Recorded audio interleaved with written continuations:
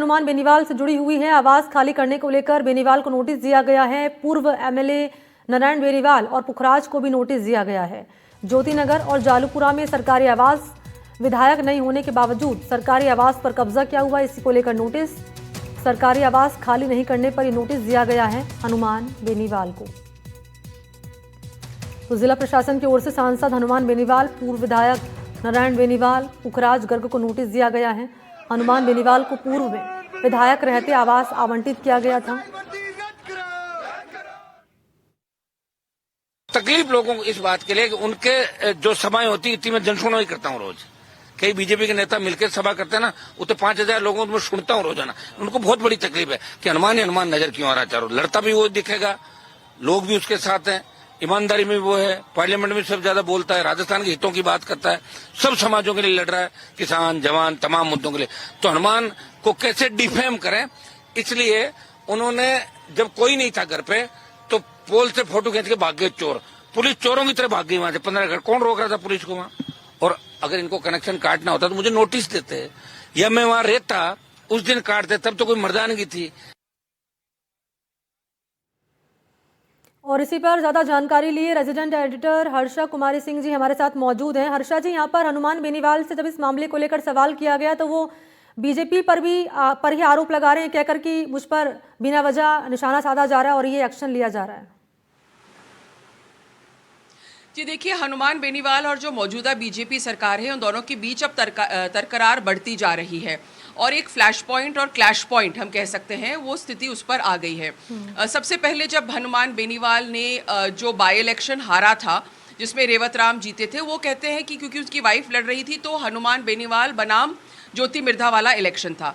तब से ये स्थिति इस तरह से शुरू हुई है कि हनुमान बेनीवाल एक इंडिपेंडेंट पॉलिटिकल नैरेटिव की तलाश में है और ये सारे जो मुद्दे हैं, अब उन्होंने एसआई भर्ती का मुद्दा उठाया था जो राजस्थान सरकार के लिए गले की हड्डी बन चुका है।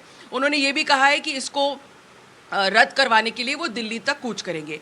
ऐसे में हम देख रहे हैं कि राजस्थान सरकार भी कुछ ऐसे कदम ले रही है जो कहीं हनुमान बेनीवाल को डायरेक्ट अटैक कर रही है। Non payment of electricity dues के कारण उनके घर की बिजली काट दी गई है, जिससे आप देख रहा और आपने सुना कि वो बहुत ज़्यादा खफा है।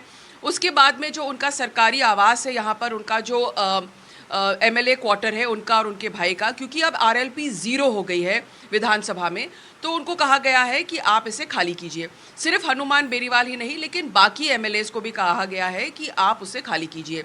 सरकार का ये तर्क है कि हमारे को हनुमान बेनीवाल के खिलाफ कोई बैर नहीं है, लेकिन वहाँ पर एमएलएस की अच्छी हाउसिंग स्कीम आने वाली है। जो मौजूदा एमएलएस हैं उनके लिए आवास बनने जरूरी है और इसलिए जो पुराने मकान हैं वो प्रक्रिया के अनुसार खाली होने चाहिए। लेकिन जो इसकी पॉलिटिकल इम्प्लीकेशंस है वो ये है कि अब हनुमान बेनीवाल और राजस्थान सरकार कई मुद्दों पर आमने सामने आपको दिखेंगे और खासकर जो एसआई भर्ती परीक्षा का जो मुद्दा है जिसको लेकर हनुमान बेनीवाल काफ़ी टाइम से कह रहे हैं कि ये परीक्षा पूरी तरह से रद्द होनी चाहिए, ये एक बड़ा फ्लैश पॉइंट बनेगा।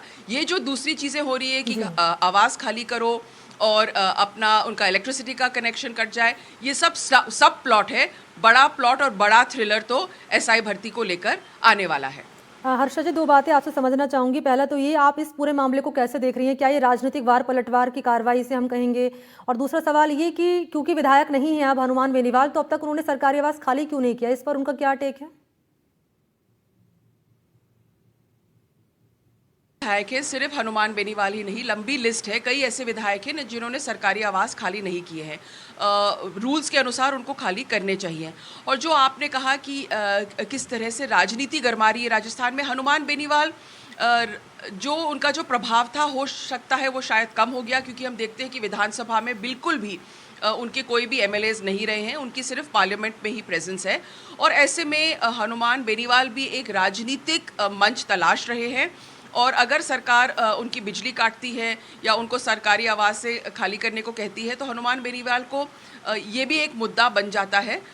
और ये जो बड़ा फ्लैश पॉइंट है वो सरकार वर्सेस हनुमान बेनीवाल अहम मुद्दों को लेकर होने वाला है। जाट आरक्षण में भी हनुमान बेनीवाल कूद गए हैं, तो भले ही उनका नंबर 0 हो गया हो विधानसभा में, लेकिन आज भी एक जातिगत समुदाय के नेता हैं वो।